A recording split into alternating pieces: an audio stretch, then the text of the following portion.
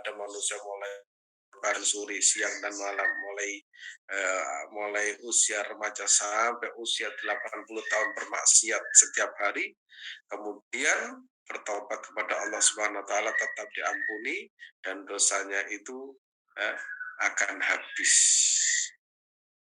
Itulah rahmat Allah Subhanahu wa taala kepada kita semua, dan beruntung kita menjadi umat Nabi Muhammad SAW, karena salah satu ciri umat Nabi Muhammad SAW yang berdosa besar pun kelak akan mendapat syafaat Nabi Muhammad SAW. Berbeda dengan umat bangsa terdahulu, termasuk umat orang-orang Yahudi, di mana mereka itu kalau berbuat dosa, mereka itu menghukum dirinya dengan membunuh dirinya sendiri. Kalau kita hanya ingat kepada Allah Subhanahu wa taala, beristighfar dan mengakui kesalahan dan berjanji tidak mengulangi lagi, itu sudah cukup. Berdosa lagi, bertobat lagi. Nah, Bapak Ibu yang dirahmati Allah Subhanahu wa taala, kita insya Allah termasuk orang-orang yang pernah melakukan dosa, tapi kita bukan bangga dengan dosa, tapi dengan cara bertobat kepada Allah Subhanahu wa taala, akhirnya kita mendapatkan ampunan dari Allah Subhanahu wa taala. Terus lanjut. Sifat-sifat buruk manusia. Ini sombong ini sifat yang paling tidak disukai oleh Allah Subhanahu wa taala, karena al-mutakabbir itu hanya milik Allah. Al-mutakabbirul khaliqul. Allah itu al-mutakabbir. Jadi manusia itu sombong itu tidak pantas. Yang boleh apa? Tawadhu. Ya, sombong itu tidak boleh, dosa besar. Al-kibriya'u, katanya Allah Subhanahu wa taala, itu sifat takabur itu adalah pakaian kebesaranku. Faman naza'ani, siapa yang mengambil pakaianku akan aku lemparkan ke dalam api neraka. Jadi sifat-sifat buruk manusia itu itu termasuk sombong, ria. Ini sifat tercela manusia. Kalau ibadah itu semangat kalau ada yang memuji, ibadah itu semangat kalau ada balasan, ibadah itu semangat kalau ada orang yang melihatnya, sholat jamaah itu rajin kalau ada yang memperhatikan. Itu kebanyakan manusia ya mungkin memiliki sifat ujub. Ujub itu apa? Ujub itu jangan dianggap enteng. Ujub itu bahaya.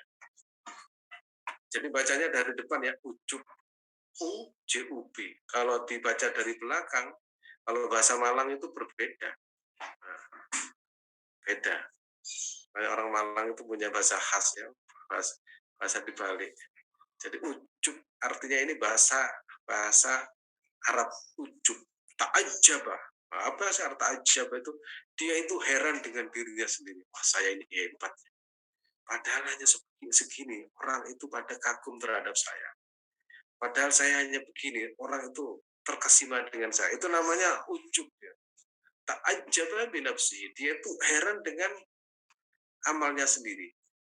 Dia itu merasa dirinya hebat, merasa dirinya itu prestasi, merasa dirinya itu berhasil. Itu makanya ta'ajjub. Itu termasuk buruk. Dia lupa kalau dia itu bisa seperti itu pertolongan Allah Subhanahu wa taala. Itu namanya ta'ajjab ya, ta'ajjuban. Hasud ya, ini sudah menjadi sifat khas manusia. Hasud melihat orang lebih baik dari kita itu nggak mau. Kalau ada orang berhasil, kita itu tidak mau mengakuinya. Kalau ada orang yang lebih baik dari kita tidak mau mengakui kebaikan mereka. Itu namanya hasud.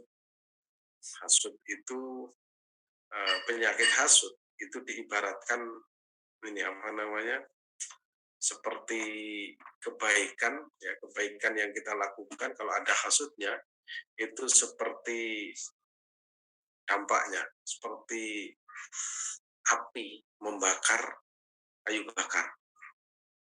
Jadi api Kok ada kayu bakar itu langsung habis. Jadi kalau kita punya kebaikan kemudian hasut, itu kebaikan kita itu terbakar habis, kayak tidak ada gunanya.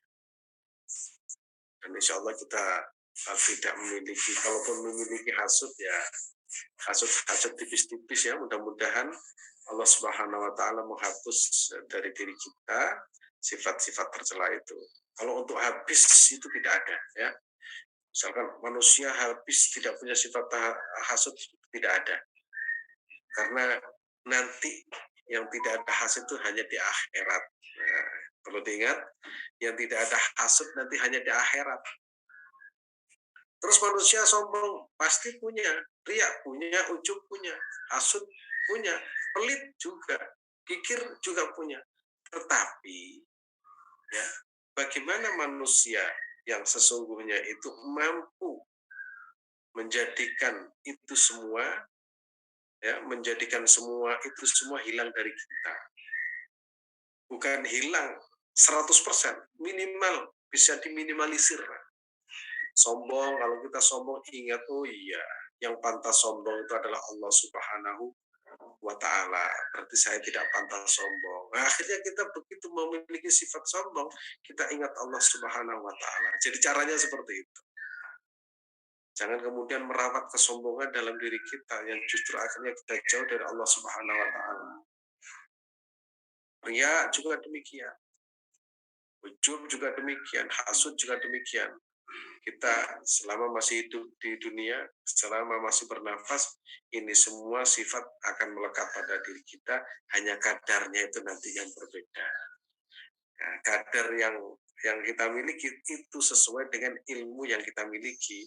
Kalau kita sering belajar, mendalami agama, itu akan lebih mudah untuk melawan sifat-sifat yang tercela itu.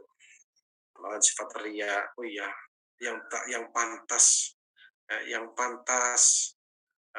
itu bukan saya yang ria. Saya tidak pantas untuk melakukan ria ini karena ria ini tidak sesuai dengan ajaran agama. Akhirnya kita sadar, dan itu harus saling mengingatkan, watawassaw bil haqqi watawassaw bis sabr, saling mengingatkan. Terus kita lanjutkan.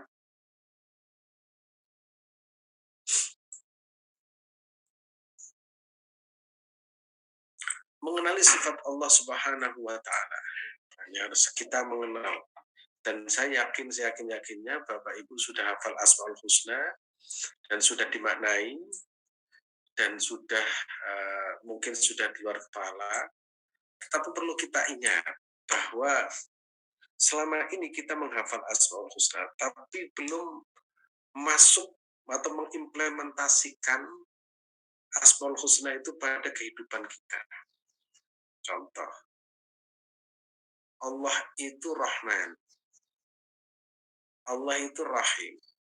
Sudahkah kita memiliki sifat Rahman dan Rahim? Nah, sudahkah kita itu mengimplementasikan sifat itu? Maka seorang hamba tidak akan mampu keluar dari sifat buruknya kecuali dia telah benar-benar menyaksikan sifat kemuliaan dan keagungan Allah Subhanahu wa taala. Seorang hamba tidak akan terbebas dari sifat-sifat dirinya kecuali setelah dia menyaksikan sifat-sifat Allah Subhanahu wa taala. Nah, ini cara mengenali. Ya, cara mengenali sifat-sifat mulia Allah Subhanahu wa taala sehingga orang itu bisa keluar dari sifat buruk setelah dia itu menyaksikan keagungan sifat Allah Subhanahu wa taala. Pernah saya sampaikan dalam makalah-makalah sebelumnya, kita ini belum bisa merasakan nikmatnya manis kalau belum pernah merasakan pahit. Jadi orang bisa merasakan nikmatnya nikmatnya madu, nikmatnya gula, itu kalau pernah sakit gigi. Nah, kalau sudah pernah sakit gigi, kemudian sembuh, itu begitu makan, itu rasanya itu seperti di surga. Nah, artinya apa? kita ini selama belum mengenal sifat Allah Subhanahu wa taala yang Maha Agung, itu pasti akan bangga dengan sifat yang dimilikinya. Sehingga tadi dalam mukadimah saya sampaikan, orang yang pernah sakit pasti akan merasakan nikmatnya sehat. Orang yang tidak pernah sakit akan mengatakan bahwa gini loh cara yang sehat. Gini loh pola hidup yang sehat. Tapi begitu dia pernah sakit, ternyata dia tahu ketidakberdayaannya. Akhirnya mengakui kebesaran dan keagungan Allah Subhanahu wa taala. Setelah sembuh baru tahu bahwa Allah itu yang Maha menyembuhkan. Nah, itu yang namanya harus mengenali sifat-sifat Allah Subhanahu wa taala. Dan semakin kita banyak mengenal sifat-sifat Allah Subhanahu wa taala, nanti suatu saat kita akan mengenali diri kita sendiri bahwa kita ini adalah orang yang tidak berdaya sama sekali di hadapan Allah Subhanahu wa taala. Jadi sekali lagi di sini dikatakan seorang hamba tidak akan terbebas dari sifat-sifat dirinya kecuali setelah dia menyaksikan sifat-sifat Allah Subhanahu wa taala. Terus lanjut.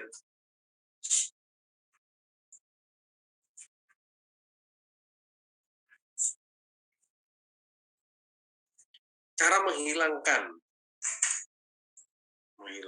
ini kurang. Sifat buruk agar menjadi tawadhu. Ini kemarin sudah saya sampaikan. Ketika merasa dirinya kuat dan hebat, ketahuilah dan saksikanlah bahwa Allah SWT Maha Kuat dan berkuasa atas segalanya. Innallaha qawiyul matin. Allah itu al-qawi. Allah itu al-matin. Allah itu Maha Kuat. Allah itu Maha Perkasa. Kita tidak berdaya, kita lemah. Coba kalau sudah kita sakit, ya, makan nggak enak, tidur nggak nyenyak, semuanya serba tidak enak. Akhirnya kepada siapa kita menggantungkan diri kita? Hanya kepada Allah Subhanahu wa taala. Akhirnya kita tahu kita butuh orang lain. Kita butuh selain diri kita sendiri, entah itu orang tua, entah itu istri, entah itu tetangga, kita butuh. Ketika merasa dirinya kaya, mampu mengendalikan orang dengan hartanya, saksikan bahwa Allah Subhanahu wa taala Maha kaya al-mughni. Allah itu Maha al-mughni, waniyun anil alam. Allah itu tidak butuh. Sekaya apapun manusia, suatu saat dia itu akan tetap butuh kepada orang lain. Akhirnya tatkala kita butuh, akhirnya kita mengenal diri kita sendiri, ketidakberdayaan kita. Akhirnya kita kenal Allah itu Maha Kaya. Ketika merasa dirinya dermawan, pemurah, katalah bahwa Allah Maha Memberi, Al-Mu'ti. Yang memberi itu Allah Subhanahu wa taala. Ketika merasa dirinya ganteng dan cantik, pantas dipuji, sesungguhnya Allah Maha dipuji. Alhamdulillahirabbil alamin. Ini kemarin sudah saya ulang. Terus kita lanjutkan. Ini yang terpenting ini berikutnya. Allah tidak suka tiga orang, ya. Allah tidak suka tiga kelompok. Nah, siapa saja? Allah tidak suka terhadap orang fasik atau berbuat maksiat, namun lebih tidak suka lagi terhadap orang tua yang fasik. Nah, ini perlu diperhatikan ya di sini. Allah itu tidak suka kepada orang yang ahli maksiat, tapi Allah lebih tidak suka atau lebih benci lagi kepada orang tua yang masih berbuat fasik. Kalau bahasa anak sekarang itu tua-tua geladi, makin tua makin menjadi. Sudah tua itu kok masih kebangetan. Nah itu. Kalau ada orang, anak muda itu berbuat fasik, misalkan, anak muda itu berbuat maksiat karena memang nafsunya itu masih bergelora. Sehingga kadang mereka itu jatuh pada perbuatan yang dilarang oleh Allah SWT. Loh, kok ada orang tua yang usianya 80 tahun kok masih seperti anak muda, itu paling dibenci oleh Allah Subhanahu wa taala.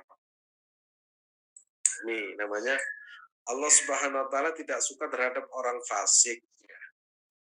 Tetapi Allah lebih tidak suka atau lebih benci terhadap orang yang tua tetap berbuat fasik maksiat. Anak muda misalkan minuman keras, tetap dilarang oleh Allah SWT. Loh, kok ada orang tua usianya 70 tahun kok masih minuman keras? Itu kebangetan. Itu yang namanya Allah tidak suka terhadap anak muda yang berbuat maksiat, tapi Allah lebih benci kepada orang tua yang berbuat maksiat. Nah, ini nomor 2. Allah tidak suka kepada orang-orang yang kikir, pelit. Namun Allah lebih tidak suka kepada orang kaya, namun kikir. Allah nggak suka kepada orang yang pelit. Tapi kalau ada orang kaya kok pelit, itu jauh lebih tidak disukai oleh Allah Subhanahu wa taala. Wong sudah punya kok masih kikir. Kalau misalkan orang miskin kikir ya wajar lah, ada alasan. Kenapa nggak sedekah? Penghasilan saya sekian. Ada orang kaya kok kikir, itu baru dibenci oleh Allah Subhanahu wa taala. Kalau bahasa yang sangat sederhana itu, kalau ada orang, misalkan ada orang uh, miskin, rajin sedekah, itu paling dicintai oleh Allah Subhanahu wa taala daripada orang kaya tapi tidak rajin sedekah. Makanya sedekahnya orang miskin walaupun sedikit itu nilainya lebih tinggi walau dibandingkan dengan sedekahnya orang kaya yang jumlahnya itu miliaran. Karena apa? Bukan karena pada jumlah tapi pada mental. Nah, gitu. Jadi orang seringkali ada orang itu berkata begini, kalau pergi ke pasar itu ya, kalau ada orang pergi ke pasar, kalau kita beli ya, misalkan kita sering beli ke pasar ya, pasar-pasar tradisional, coba kita lihat, kadang kita kan melihat ada orang yang jualan apa saja lah, kita beli dengan harga Rp5.000, saya sering itu. Begitu uang Rp5.000 itu diterima, itu kadang uangnya itu dicium gini, terima kasih, kamu pelanggan pertama. Itu bahagianya itu luar biasa. Senang sekali mendapatkan uang Rp5.000 itu, karena merasa itu nikmat yang paling agung. Begitu kita mendapatkan gaji 10 juta, uangnya nggak pernah dicium. Karena merasa biasa-biasa saja. Loh, ini kan kita harus belajar syukur kepada orang yang ada di sekitar kita. Makanya kalau kita sering mendatangi orang-orang yang tidak mampu, ya itu akan melahirkan rasa syukur kepada Allah Subhanahu wa taala. Rupanya orang-orang yang tidak mampu itu gampang sekali mengungkapkan rasa syukurnya kepada Allah Subhanahu wa taala. Kadang saya membeli sesuatu, ada orang yang di pinggir jalan itu harganya 10.000 atau 15.000, uangnya itu diambil kemudian ditepuk-tepuk pada barangnya, laris dengan senyum dan bahagia. Sementara kita mendapatkan gaji 5 juta itu tidak tersenyum, hanya mengatakan gaji cuma 5 juta padahal saya itu kerjanya sekian. Nah, yang seperti itu kadang kita harus belajar ya, bahwasanya untuk mensyukuri nikmat Allah Subhanahu wa taala itu harus belajar pada orang-orang awam ya. Maka di sini kalau ada orang kaya pelit itu jauh tidak disukai oleh Allah Subhanahu wa taala. Orang murka kepada Allah Subhanahu wa taala, ini Allah Subhanahu wa taala. Murka kepada orang yang sombong ini. Ini nanti diganti Mas Adit ya. Allah Subhanahu wa taala murka kepada orang yang sombong, tetapi Allah lebih tidak suka kepada orang fakir yang sombong. Kalau orang kaya sombong itu biasa, tapi sudah fakir miskin sombongnya itu, ya kan ada ya orang fakir miskin, tapi sombongnya itu kelewatan. Apa ada? Ya banyak, ya banyak. Sudah melarat tapi sombong, diundang nggak mau. Ini harga diri, mau diundang saja kok nggak mau datang. Ini apa? Ini harga diri saya. Nah, ini ya, itu ilmu-ilmu sosial sebenarnya yang disampaikan ini adalah ilmu-ilmu sosial. Jadi kalau kita hidup di tengah-tengah masyarakat ya, di tengah-tengah masyarakat sering menemukan orang fakir, orang miskin tapi sombong. Allah Subhanahu wa taala ya tidak suka kepada orang yang sombong. Tetapi Allah Subhanahu wa taala lebih tidak suka lagi kepada orang yang fakir namun sombong. Pernah menemukan? Ya, sering. Sering. Istilahnya itu kalau ada orang, Allah tidak suka kepada orang yang cerdas tapi sombong. Tapi Allah lebih tidak suka lagi kepada orang yang tidak pinter, orang bodoh tapi sombong. Nah itu, sudah nggak pinter tapi sombong. Terus yang disombongkan itu loh apanya? Misalkan orang yang ganteng, sombong, bilang, saya ini ganteng. Ini wajar loh ganteng. Tapi sudah nggak ganteng, sombong. Ini ya, orang kaya sombong biasa, ada yang disombongkan. Tapi orang miskin yang disombongkan apanya? Nah, ini biasanya sudah miskin berlagu lagi. Nah, ini kan sering ya, sering. Dan mudah-mudahan kita tidak termasuk itu. Terus bagaimana? Ya kita mempunyai sifat tawadhu. Tawadhu itu ya melihat diri kita itu banyak kekurangan, banyak kesalahan. Seperti yang saya sampaikan sebelumnya, konstruksi berpikirnya orang tawadhu itu, kalau kita ada ada orang, kemudian orang itu mengatakan kepada kita bahwa kita ini orang yang baik, kita mengatakan sebenarnya saya itu bukan orang yang pantas untuk mendapatkan pujian. Saya lebih buruk daripada apa yang kalian sangka kepada saya. Kemudian kalau ada orang menghina kita, kita berpikirnya sesungguhnya apa yang kau hina, apa sesungguhnya apa yang kau pikir tentang aku, itu sebenarnya aku jauh lebih buruk daripada itu. Sehingga akhirnya orang yang seperti ini ya, mulia di hadapan Allah Subhanahu wa taala karena tidak pernah melihat dirinya itu sebagai orang yang baik. Terus lanjut.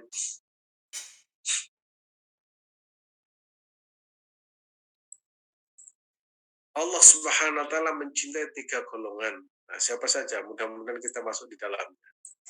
Allah Subhanahu wa taala cinta kepada orang-orang bertakwa.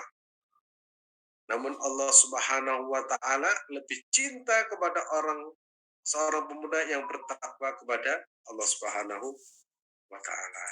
Nah, jadi kalau kita mendengar atau membaca Al-Qur'an, kita sering mendengar innallaha yuhibbul muhsinin, innallaha yuhibbul mutawakkilin, innallaha yuhibbul muttaqin. Jadi Allah Subhanahu wa taala satu mencintai orang-orang yang tawakal, Allah mencintai orang-orang yang berbuat baik, Allah Subhanahu wa taala mencintai orang-orang yang beriman, Allah Subhanahu wa taala mencintai orang-orang yang bertakwa. Nah, kalau kita melihat orang yang bertakwa itu kan ada orang tua, kemudian anak muda, kemudian remaja. Allah Subhanahu wa taala mencintai orang-orang yang bertakwa. Tetapi cinta Allah itu lebih dahsyat kepada anak muda yang bertakwa.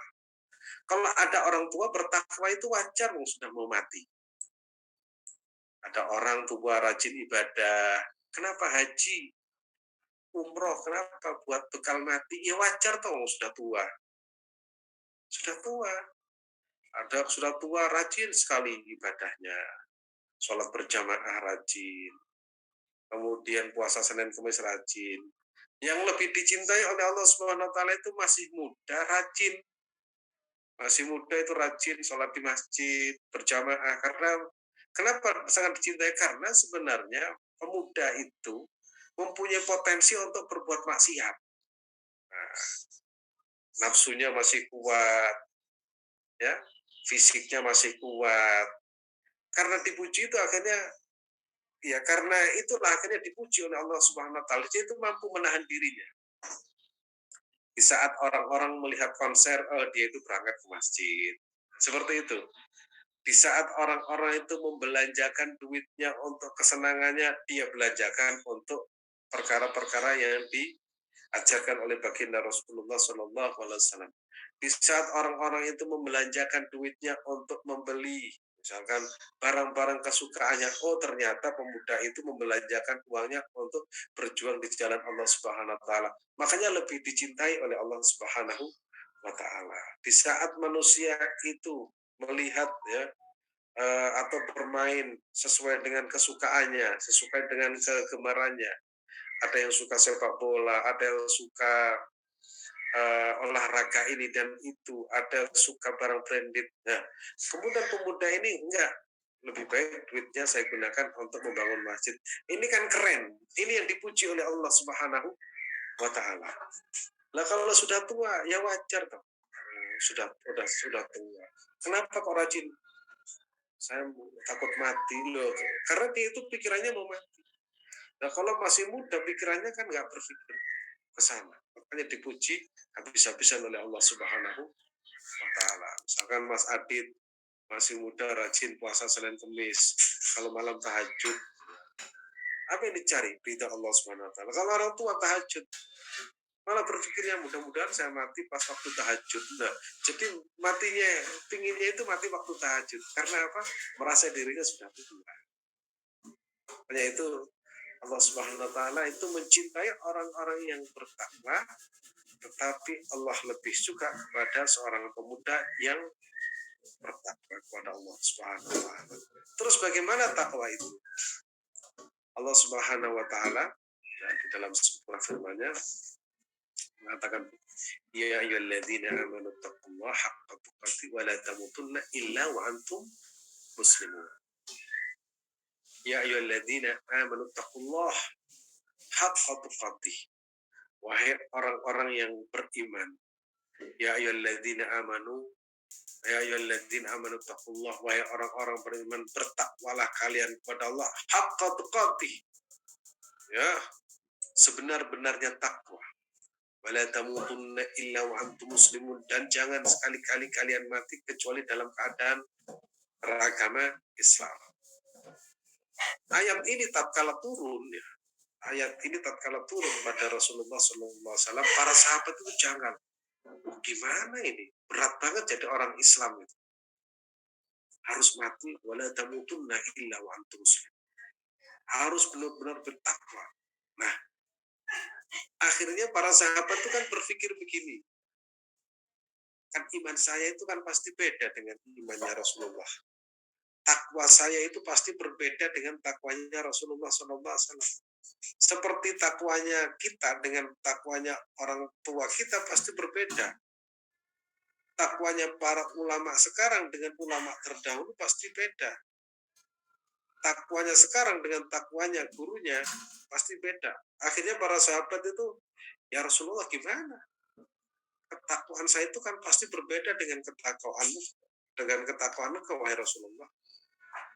Akhirnya turun ayat lagi untuk menegaskan Wattaqullaha mastata'tum, maka bertakwalah kalian kepada Allah sesuai dengan kemampuan kalian. Maka ini yang memudahkan bagi kita, jadi beragama itu bukan sesuatu yang sangat berat. Kita tidak mungkin seperti zaman Nabi, dan jangan pernah berharap seperti zaman Nabi, ya, karena kita di zaman sekarang ini sudah beruntung. Di zaman seperti ini kita beriman kepada Allah Subhanahu wa taala, bertakwa kepada Allah Subhanahu wa taala. Belum tentu kalau kita di zaman Nabi, ya, di zaman Nabi bisa bertakwa kepada Allah Subhanahu wa taala. Contohnya siapa? Abu Jahal itu melihat Nabi tapi justru ingkar. Abu Lahab bahkan besanan dengan Nabi tapi justru tidak mengakui. Nah, kita tidak pernah melihat Nabi, tapi cintanya kepada Nabi itu luar biasa. Kita punya iman, punya takwa, dan kita buktikan iman itu dengan satu, bisa menunaikan ibadah haji dan berziarah kepada Rasulullah SAW. Sehingga kita itu punya modal, ya, modal iman kepada Allah dan Rasulullah, dan itu adalah bagian dari ketakwaan kita kepada Allah Subhanahu wa taala. Maka dalam hal ini Rasulullah SAW berkata, tuba liman lam yaroni wa amanabi. Beruntung sekali orang yang tidak pernah melihatku tetapi beriman kepadaku. Nah, ini termasuk kita ini. Bahkan dalam sebuah riwayat yang diriwayatkan oleh Imam Ahmad, dikutip oleh Sayyid Muhammad Al-Maliki dalam kitab Khasa'is Al-Ummah Al-Muhammadiyah, Rasulullah itu tatkala mengatakan itu, tuba, beruntung sekali, 7 kali. Beruntung sekali, beruntung sekali, beruntung sekali, beruntung sekali, beruntung sekali, beruntung. Orang yang tidak pernah kenal diriku tetapi beriman kepada aku. Siapakah kita? Kita adalah orang yang disebut oleh Rasulullah SAW. tidak pernah melihat Nabi, hanya mendengar. Itu juga tidak pernah melihat wajahnya, bahkan hanya membaca. Tapi iman kita itu luar biasa. Itulah apresiasi Rasulullah SAW kepada kita semua, dan mudah-mudahan kita termasuk orang-orang yang telah mendapat syafaat Nabi Muhammad SAW. Allah Subhanahu wa taala suka kepada orang-orang dermawan, namun Allah Subhanahu wa taala lebih cinta kepada orang fakir namun tetap dermawan. Orang kaya naik haji biasa, tapi tukang bubur naik haji itu baru keren. Nah, gitu. Saya pernah mendengar dan membaca ada pemulung itu beli kambing terbaik untuk digunakan kurban. Itu keren. Kita ini punya duit, punya usaha, kadang beli kambing saja ditawar. Berapa ini harganya? 3 juta, boleh nggak 2,5 juta? Padahal orang miskin mengumpulkan uang dari hasil pemulung, begitu dapat 3 juta langsung dibelikan, nggak ditawar. Nah, itu baru yang disebut oleh Rasulullah seperti ini. Allah suka terhadap ya, orang yang dermawan, namun Allah lebih suka kepada orang fakir atau miskin dermawan. Tadi saya singgung, ada orang punya uang hasil jualan pisang misalkan di pasar, hasil jualan ayam di pasar mendapat 50.000, kemudian yang 25.000 digunakan untuk nyumbang masjid, yang 25.000 untuk kebutuhan. Itu kan keren. Dan kita memang harus belajar dari banyak orang. Jadi pendidikan itu kan ada 3. Formal education, pendidikan formal. Yang kedua itu non-formal education. Yang ketiga itu informal. Kita sering mendapatkan pengetahuan dari pendidikan informal itu, dari tetangga, dari teman. Kadang ada orang yang kita anggap itu tidak baik, tapi ternyata perhatian terhadap orang itu baik sekali. Ada orang miskin dirawat dengan baik, ada orang gila dirawat dengan baik. Padahal kita tidak pernah terbesit dalam hati kita itu merawat orang gila. Kadang muncul seperti itu. Itulah ya pelajaran-pelajaran berharga dari pendidikan informal.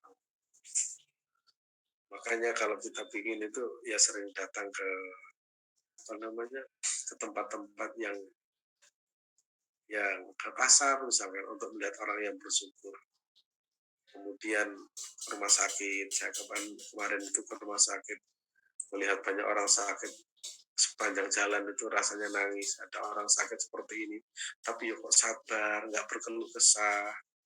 Kemudian saya lihat ibu-ibu punya anak-anaknya itu wajahnya itu semuanya itu bengkak, tapi dia itu bisa tersenyum, bahagia, berobat. Ya Allah, ternyata Allah memberikan kebahagiaan kepada setiap orang yang diinginkan.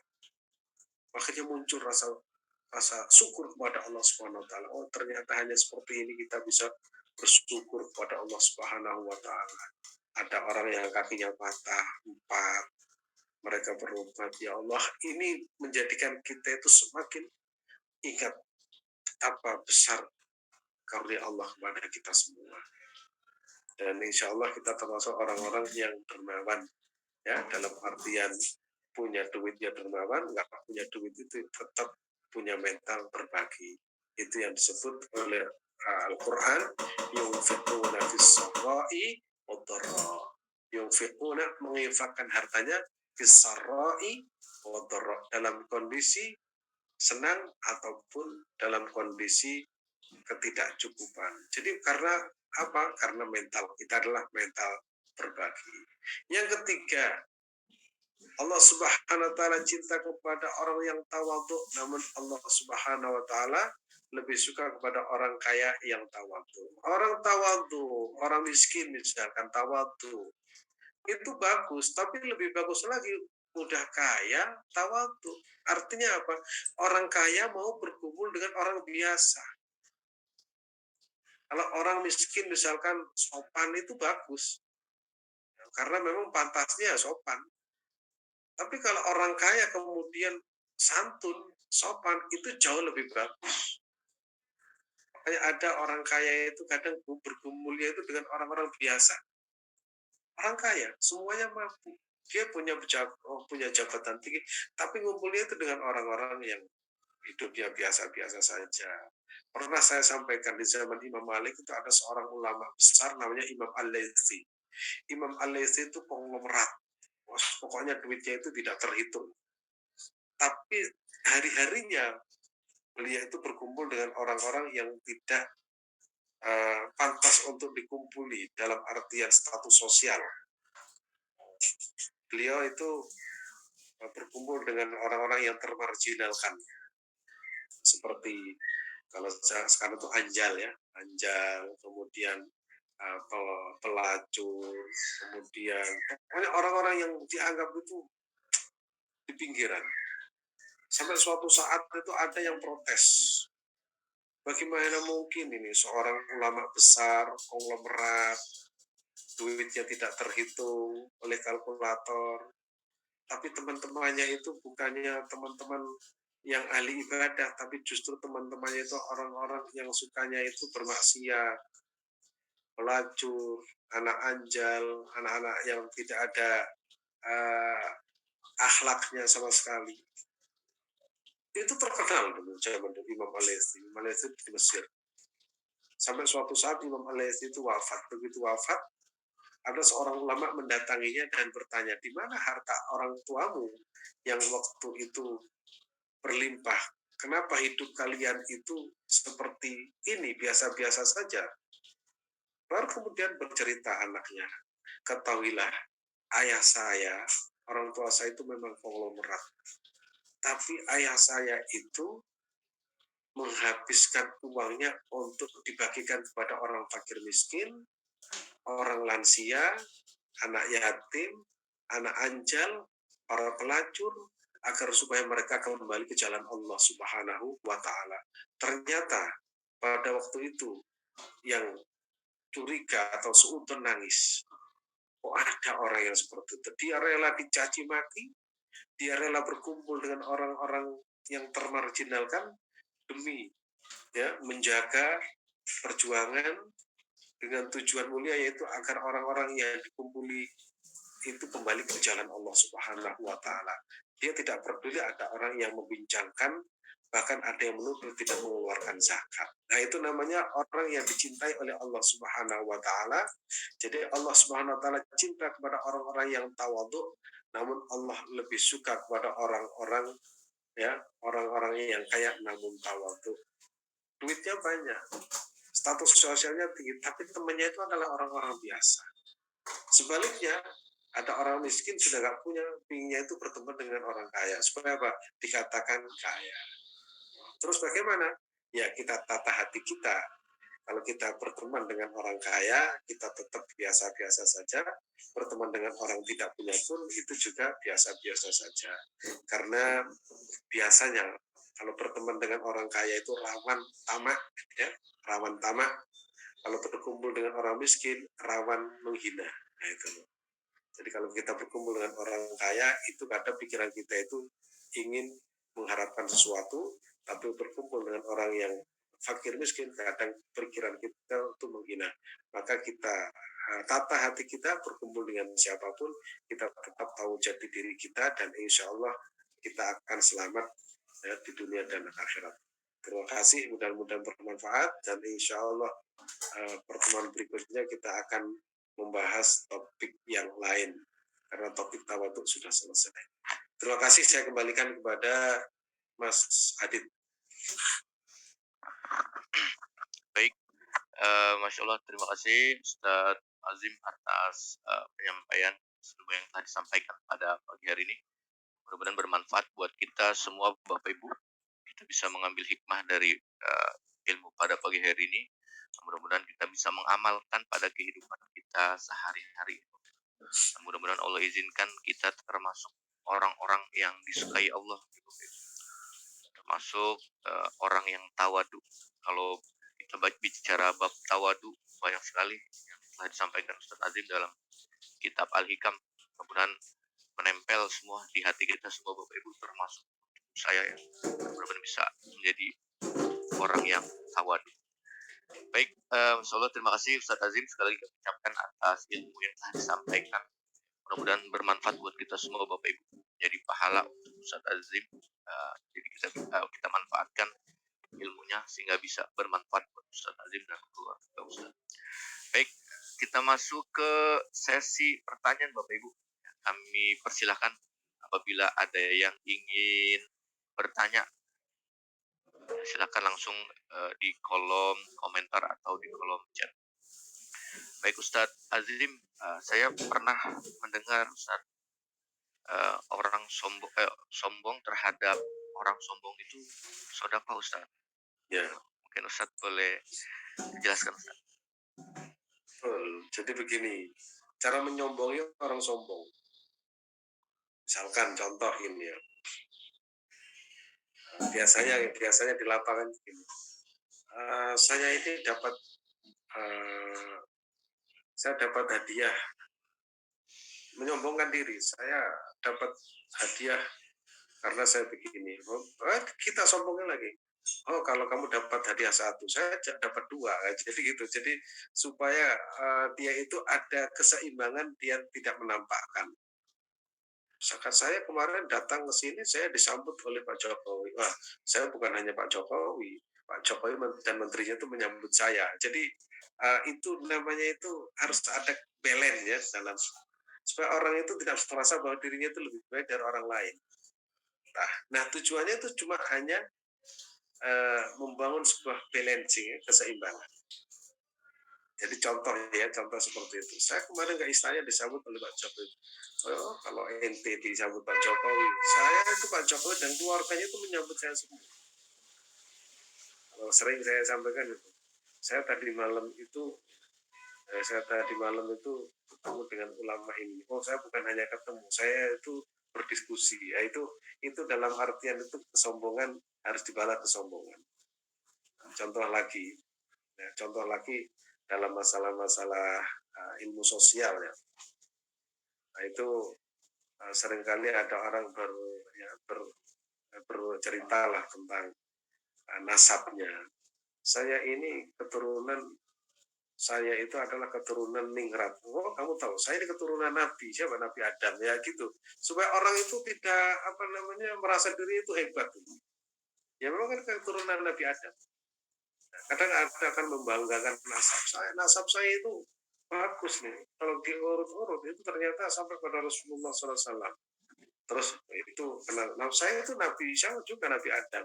Artinya jangan sampai orang itu membanggakan sesuatu, tapi dirinya itu tidak pernah memberikan kontribusi sama sekali. Sehingga setelah seperti itu, kadang dia itu akhirnya tahu diri ya. Tujuannya kan untuk menyadarkan diri. Saya sering seperti itu. Ada orang cerita tentang nasabnya baik. Saya juga sama. Nasab saya itu Nabi. Nabi siapa? Nabi Adam. Wah, akhirnya orangnya langsung diam. Itu namanya orang sombong itu sotako. Dengan seperti itu akhirnya dia itu tidak berani meneruskan kesombongannya. Begitu Mas Adib. Baik. Jelas sekali Ustadz. Terima kasih. Ustadz, ada yang ini Ustadz. Di slide 6 tadi Ustadz, Maha memberi al-mukti ya Ustadz. Izin saya. Ini mungkin keyboard ya Ustadz. Al-mukti Ustadz. Ketika merasa dirinya dermawan atau pemurah, ketahuilah bahwa Allah Subhanahu wa taala Maha memberi atau al-mukti ya. Benar ya Ustaz? Iya, mukti. Atau yukti atau. Benar. Jadi benar Bapak Ibu. Al-hisab. Baik. Al-mukti atau al-hisab. Baik. Mudah-mudahan terjawab Bapak Ibu. Kita masuk ke pertanyaan berikutnya Ustaz.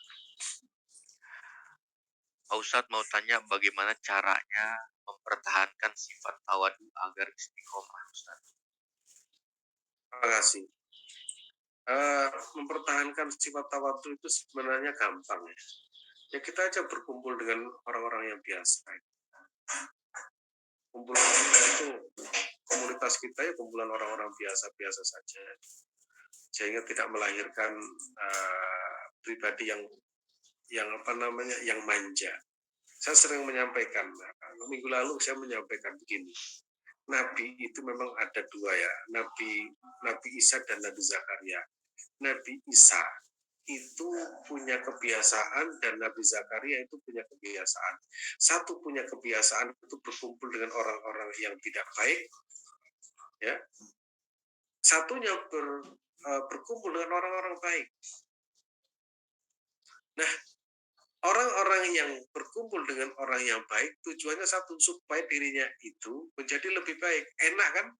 Misalkan Mas Adi itu berkumpul dengan orang-orang kaya, orang-orang pintar, orang-orang hebat, orang-orang cerdas, itu kan nyaman.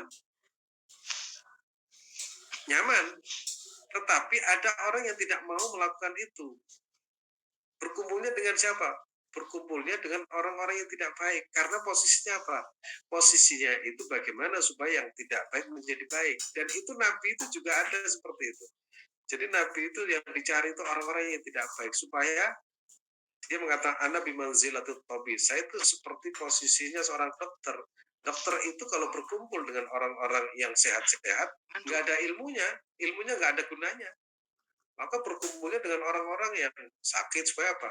Biar tahu bagaimana cara mengobati. Nah, kita ini kira-kira kalau untuk kita supaya hati kita itu terjaga, maka berkumpullah dengan orang-orang yang bisa menjaga iman kita. Nah, bagaimana caranya? Ya tergantung Mas Adit misalkan. Kalau Mas Adit itu supaya imannya itu terjaga, ya, kalau tidak mampu berkumpul dengan orang-orang yang tidak baik, maka berkumpullah dengan orang-orang yang soleh, supaya hatinya itu tetap terjaga. Kalau ingin mengajak orang menjadi lebih baik, maka berkumpullah menjadi orang-orang yang tidak baik, tapi tujuannya satu, mengangkat mereka menjadi lebih baik. Dan bagi kita itu berkumpul itu dengan siapapun tetap dijaga hati kita agar supaya kita itu tidak menjadi lebih baik. Makanya kalau bisa itu berkumpul dengan orang yang berbagai level, ya berbagai level agar supaya kita itu terjaga. Kalau ada orang yang menghina kita, harus bahagia. Alhamdulillah ada orang yang menghina saya. Akhirnya kita itu ingat, ternyata kita itu memang buruk di hadapan diri kita sendiri. Jadi caranya gitu. Kalau ada orang menghina kita, jangan mengatakan saya ini baik. Wah, kalau kamu tahu, maksiat saya itu jauh lebih banyak daripada yang kalian lihat. Nah, jadi caranya gitu ya. Kalau ada orang melihat kita, kamu ini maksiat, kamu tahu nggak? Maksiat saya itu lebih banyak daripada yang terlihat. Nah, akhirnya kan tidak ada yang disombongkan. Kalau kemudian kita tidak maksiat, dituduh maksiat, kita dapat pahala. Kita ini tidak melakukan berarti duduk. Akhirnya tidak pernah ada muncul rasa dendam kan dalam diri kita. Itu cara ya, cara untuk hidup di tengah-tengah masyarakat. Itu Mas Adi. Baik, oke, terima kasih Ustadz. Kita masuk ke pertanyaan berikutnya Ustadz. Apakah orang tua memberi harta semua kepada fakir miskin tidak misalkan untuk anak-anaknya? Apakah ini baik Ustadz? Anaknya juga memerlukan soal apakah kasih sedekah? Ya Ustadz. Ada teman yaitu mengajukan pertanyaan seperti ini. Ada orang duitnya banyak. Yang diperhatikan itu tetangganya, temannya. Anaknya itu nggak diperhatikan. Terus saya menyampaikan begini, wa'tidal qurba, yang berhak mendapatkan uluran tangan pertama kali itu adalah orang yang terdekat. Jadi kita berdosa kalau sedekah kepada tetangga sementara anaknya kekurangan. Ya. Jadi anaknya itu setelah mendapatkan bagian semuanya, baru yang lain. Jangan kemudian orang lain tapi yang paling dekat itu terlupakan. Atau kita itu berbagi kepada yang jauh tapi tetangga kita itu tidak mendapatkan perhatian, termasuk dosa. Kalau kita punya anak 4 misalkan, anaknya 4 tuh misalkan kita punya uang 10 miliar, setelah anaknya dibagi baru kemudian yang lain, jangan dibalik. Ya, jangan dibalik. Nah, itu secara hukum itu demikian. Tapi ada di luar konteks hukum. Nah, contoh begini. Nabi Muhammad Sallallahu Alaihi Wasallam itu di Madinah itu kan sangat dihormati oleh penduduk Ansor. Penduduk Ansor itu terkenal dengan orang yang sangat ramah, pemurah, dan penolong, termasuk kepada Rasulullah dan para sahabat. Namun Nabi Muhammad SAW tatkala mendapatkan banyak harta rampasan, tidak diberikan kepada orang-orang Madinah yang selama ini membantu, selama ini memperjuangkan Islam. Justru Nabi itu membagikan kepada orang-orang yang baru memeluk Islam. Akhirnya sebagian kecil dari sahabat Ansor itu protes, wahai Rasulullah, kenapa kami tidak mendapatkan bagian? Kenapa justru engkau memberikan kepada orang-orang yang baru masuk Islam itu?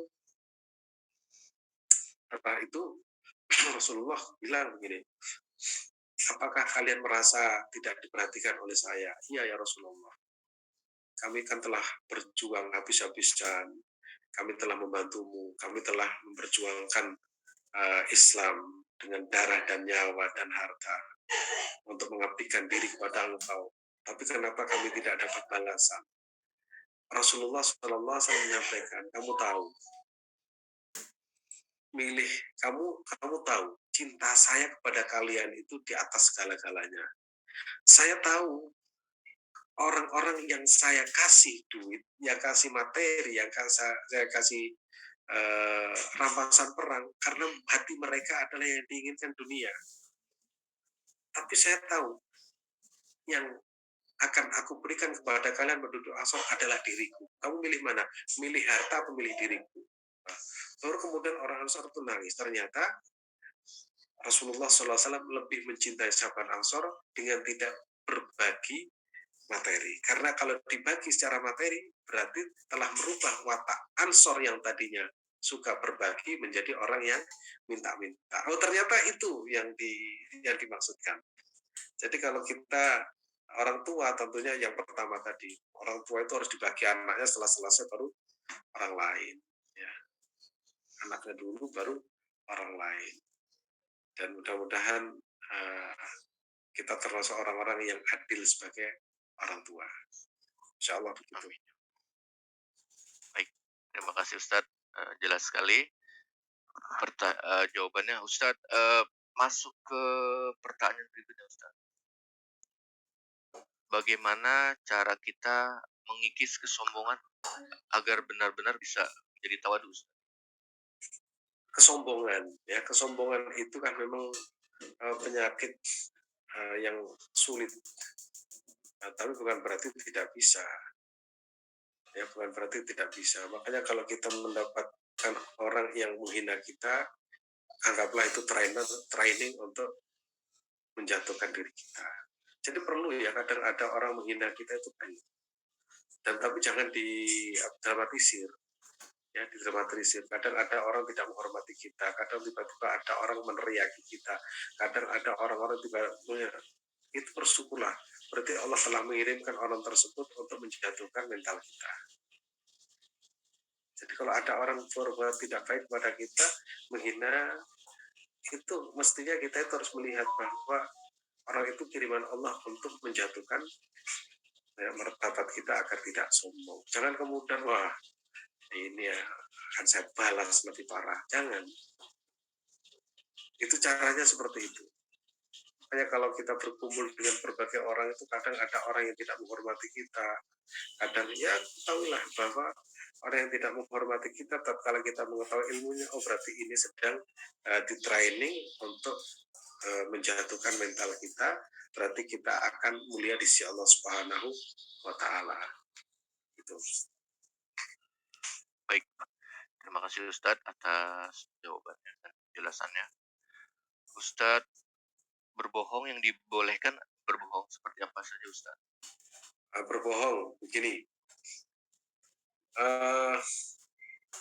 Dalam kitab Bahjatun Nufus itu disampaikan bohong itu boleh dengan syarat.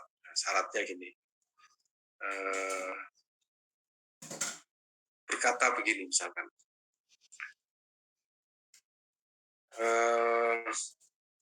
Ada orang misalkan meminta tolong kepada Mas Adit. Orang ini mau dibunuh. orang ini bunuh, orang ini dalam kondisi yang benar. Kalau Mas Adit mengatakan, kamu menyembunyikan si A, oh enggak ada di rumah saya. Nah, itu berarti telah menyelamatkan ya, bohong yang positif. Ya, yang terpenting begini, bagaimana dalam kaidah usul akhafud dororen. Kalau jika ada dua perkara, ya, kalau kita lakukan itu akan berdampak parah, maka kita boleh untuk memilih salah satunya dengan berkata misalkan berbohong agar tidak terjadi permasalahan yang lebih besar. Misalkan saya kalau ngomong si A ini pasti tarung ini, perang ini, dan ini dampaknya akan merusak negara, dampaknya lebih baik saya tidak jujur dengan catatan itu tadi akan selamat. Nah, itu boleh ya, boleh seperti itu. Sehingga kadang suami istri itu bohong, ya suami istri itu bohong demi keselamatan keluarganya, dan keselamatan keluarga itu jauh lebih penting. Nah, gitu. Lalu itu ya perkara-perkara yang inilah. Dari mana? Dari pasar. Padahal nggak dari pasar. Wah, saya kalau dari sini itu bisa ramai, bisa perang saudara ini. Maka mengambil sebuah inisiatif yang lebih aman. Itu namanya akhafud dororen. Kita mengambil sesuatu yang lebih ringan dampaknya. Kadang itu diperlukan ya dalam rumah tangga, anak, apalagi kepada anak. Misalkan contoh begini. Contoh ini, Mas Adit ini. Mas Adit, nah dulu ketemunya sama istrinya dulu misalkan. Itu pacaran berbulan-bulan. Kemudian Mas Adit nggak boleh jujur kepada anaknya.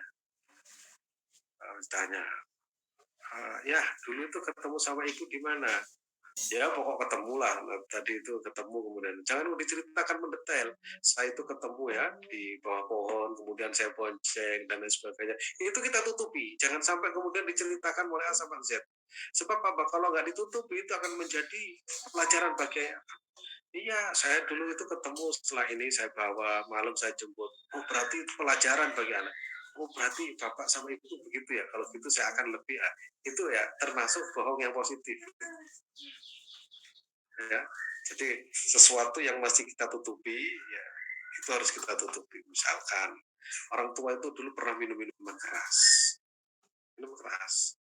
sang anak tanya, ayah dulu pernah minum minuman keras? Oh nggak pernah. Jangan seperti ayah ya, ayah dulu tuh kalau minum itu, karena anak itu nanti suatu saat akan melakukan itu sebagai pembenaran. Oh ayah saya itu pernah melakukan ini, berarti kalau saya melakukan ini tidak apa-apa. Pokoknya hal-hal yang seperti harus ditutup. Hanya ada satu hadis Nabi Muhammad SAW itu, segala sesuatu tidak dimaafkan illa man aba. Segala sesuatu akan dimaafkan kecuali orang yang menolak. Siapa?